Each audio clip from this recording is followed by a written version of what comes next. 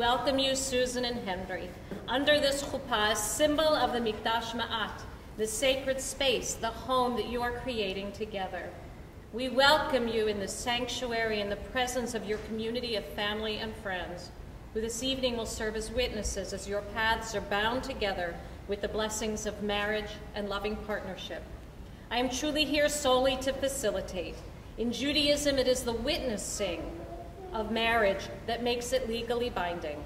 And so thus I invite everyone here to fully participate with your good attention, thoughts, and wishes extended to Susan and Henry as we celebrate this joyous moment.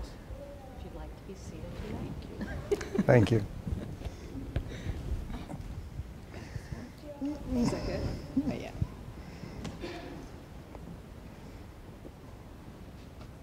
In a moment, we will bless this cup of wine for the first time. Jews recite Kiddush, of course, a blessing of wine on all festive occasions as a symbolic gesture of sanctification over the occasion itself.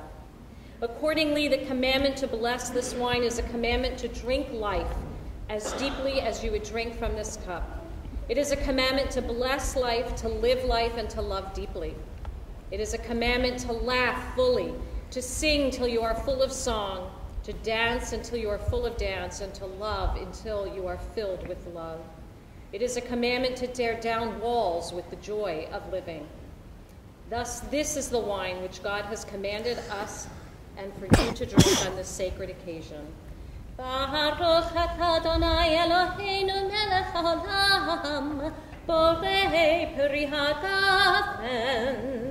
Amen. Amen.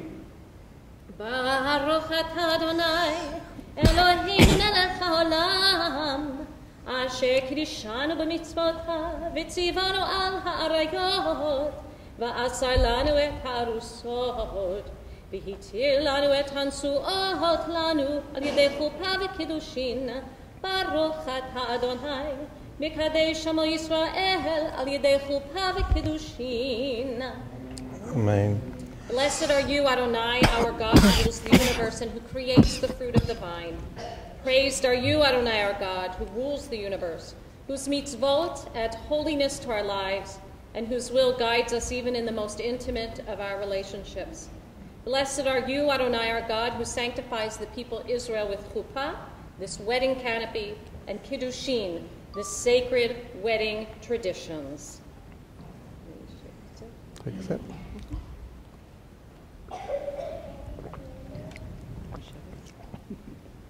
Is it a good year? Yeah. Manischewitz. A good Manischewitz year. Yes. As you have shared this wine, so may you share all things from this day on with love, understanding, and compassion. May life's joys be heightened, its bitterness sweetened, and each of its moments hallowed. We now exchange rings as a token of this ceremony. Who has the rings?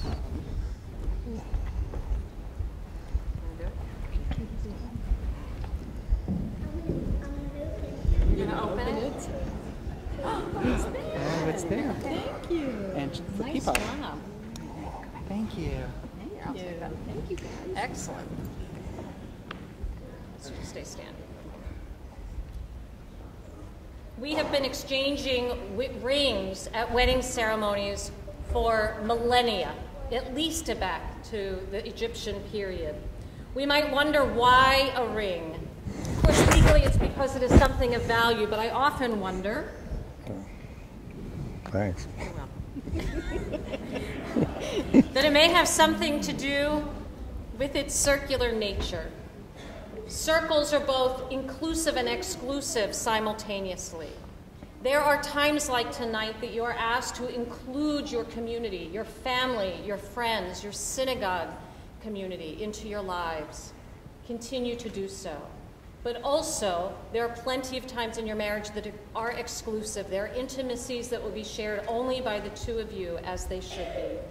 So I ask you, before we exchange these rings, I understand you have some words that you would like to share with each other as expressions of commitment on this day. You're fine. Henry, I love that you are so easygoing. I love that I can say anything to you, even if it's stupid or ludicrous, and you just smile or laugh, and don't get upset with me. I love that you even think that most of the things that I say are right, or at least have the possibility of being right.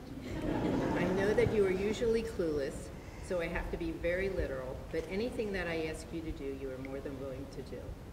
I love that we can live together with so very little tension and can talk things out.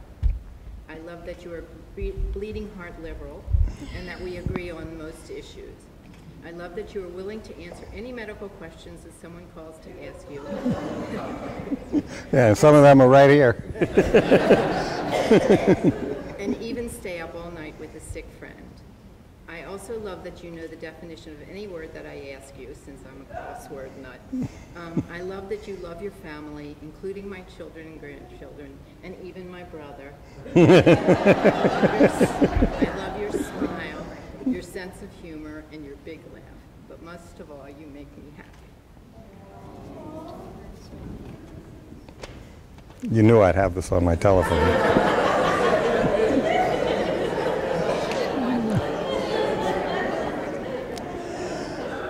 Susan, the first time I thought about falling in love with you was during our first kiss. That was more than 3 years ago, but I still remember it vividly. Sometimes when people fall in love with each other, they accept each other just the way they are. You're not like that.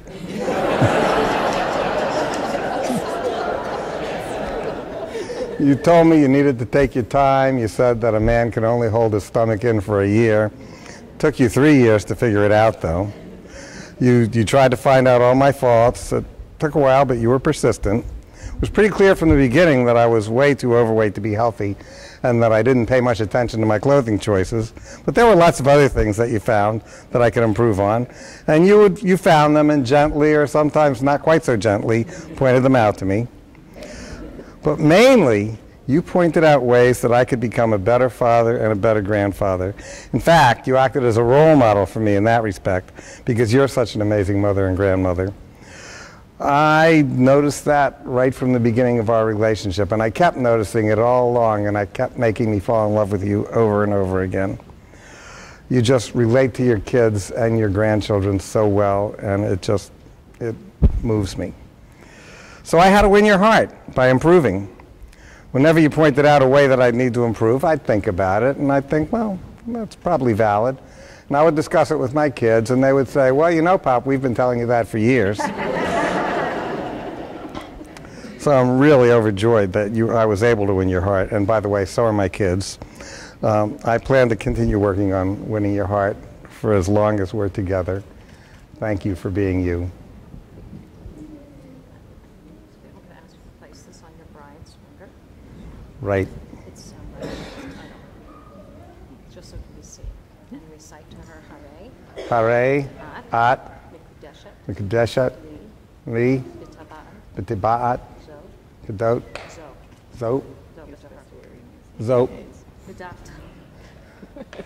Kedat, Moshe, Yisrael. Be consecrated to me. Be consecrated to me with this ring according to the traditions of Moses and Israel.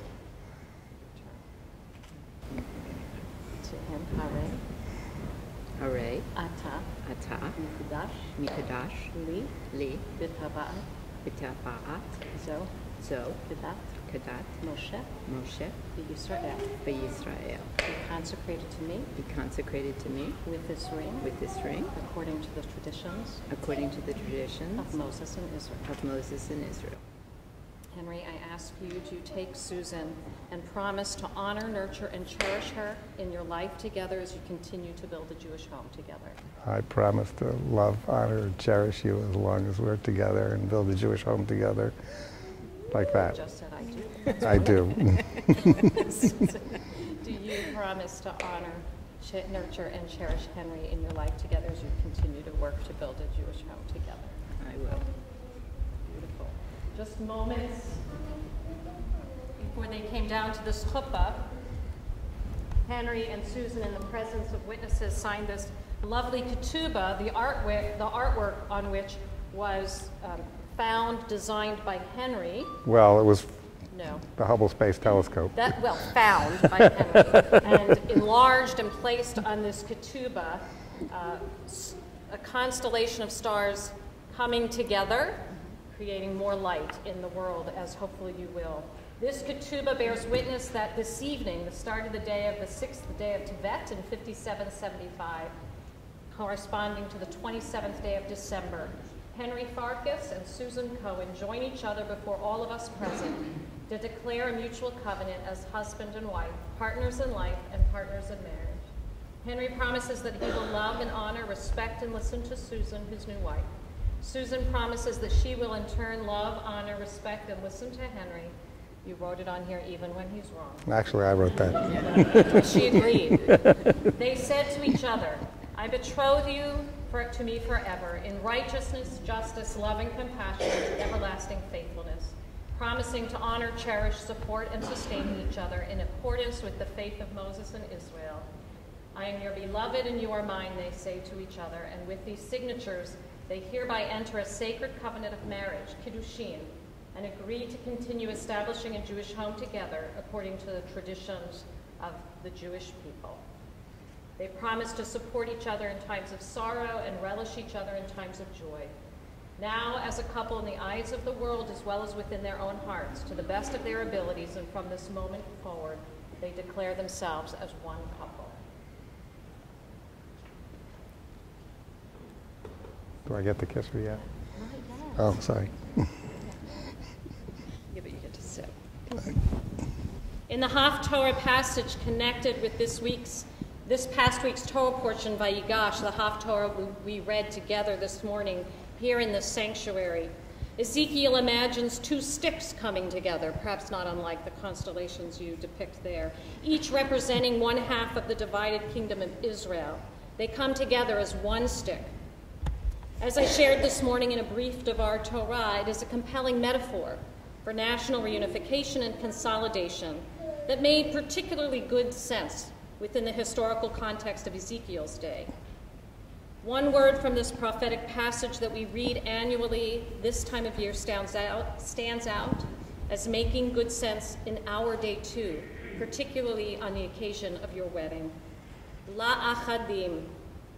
According to Ezekiel, God demanded that he take two sticks, each labeled accordingly, and drew them near to each other as one stick in his hand.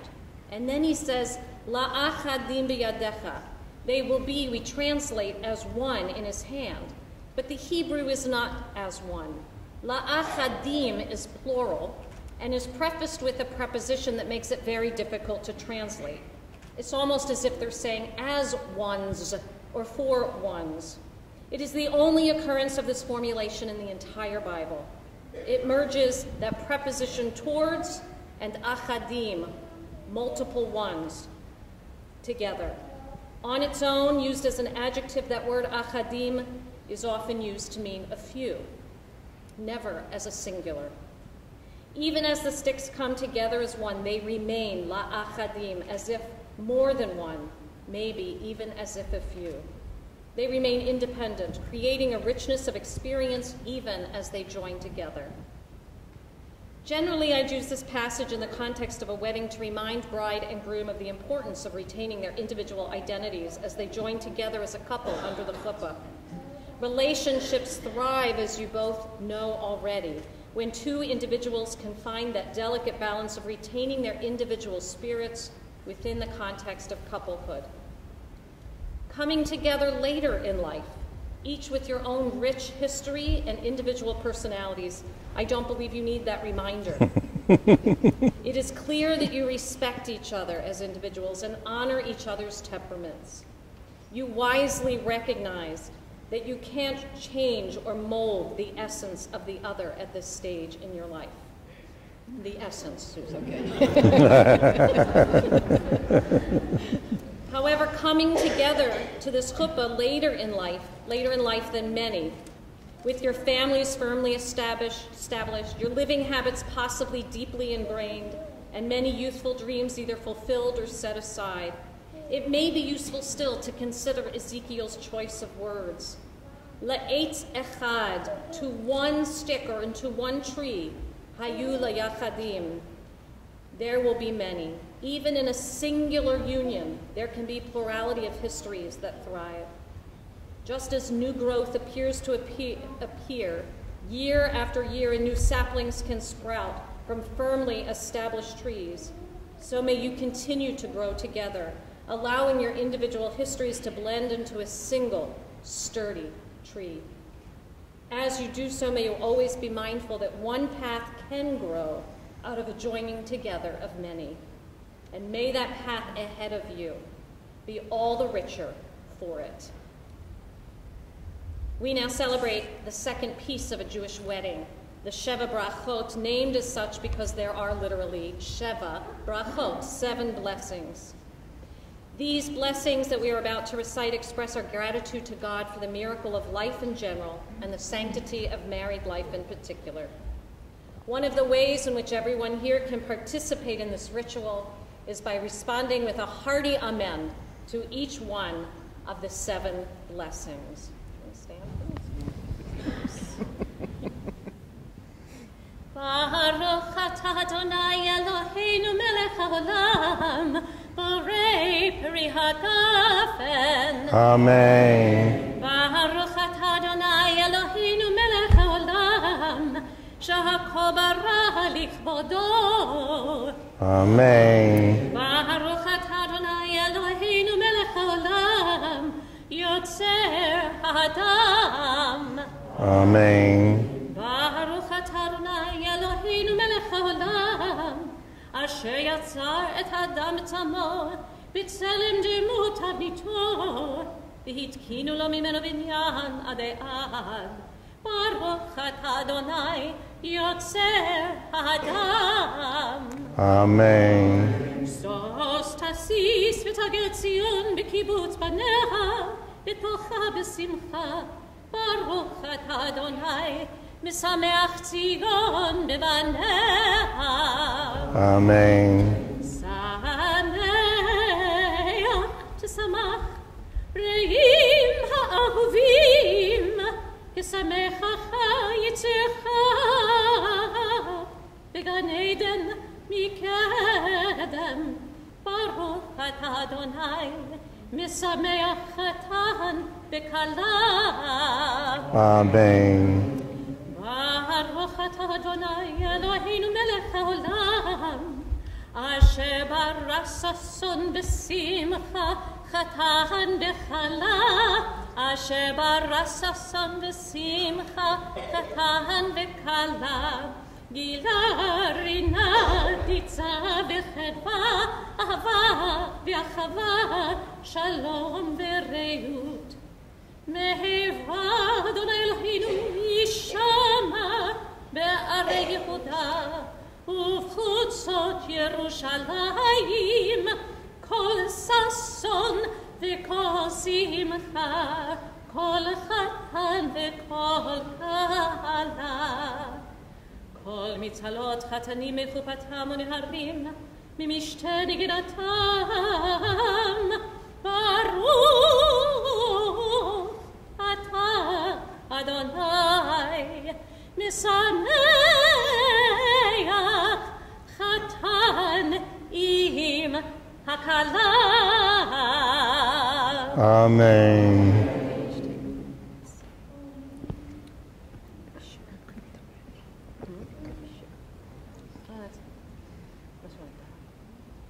Blessed are you, Adonai, our God, sovereign of the universe, who creates the fruit of the vine and who creates all things for your glory, man and woman.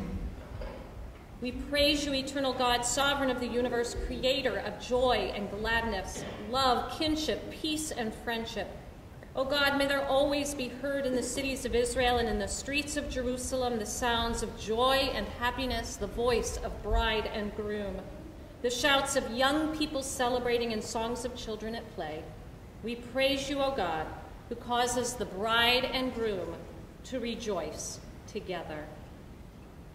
The Baal Shem Tov taught that from every human being there rises a light that reaches straight to heaven. And when two souls destined to be together find each other, the streams of light flow together, and a single brighter light goes forth from their united being. May you together always shine a light not only to yourselves and to your families, but to all of us in the way that you love each other, in the way that you appreciate how you are alike and treasure at the same time how you are different, how you share your lives together in the peace and serenity of your home, in sharing in the joys of your children and grandchildren, and in the warmth and companionship of family and friends. May you together realize the fondest of your hopes and dreams. It is my honor to bestow those words of blessing that we shared earlier. Yevarechecha Adonai v'yishmerecha. May God bless you and keep you. Yair Adonai panav elecha v'yichunecha. May God shine upon you and through you in all the things that you do together. Yisa Adonai panav elecha v'yaseh lecha shalom. And may God always grant you peace, your family's peace in your lives as you go forth from this day on together. Amen. Amen. Not yet. Almost done. Okay. Since you both have acted out of love and affection, acting in accordance with the rites and rituals of the Torah and our tradition, and of course in accordance with the laws of this state of Maryland, I am now thrilled to proudly announce you, Susan and Henry, as husband and wife, and now you may kiss the bride.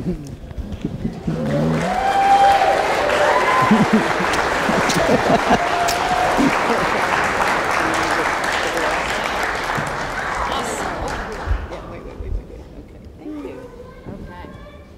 So, of course, a Jewish wedding concludes with the smashing of a glass. There are many explanations for this tradition of honestly unknown origin. My favorite is that you are about to smash it into a myriad of pieces. May your love and compassion for each other last as long as it would take to reassemble this glass into a seamless whole. There. Mazel tov.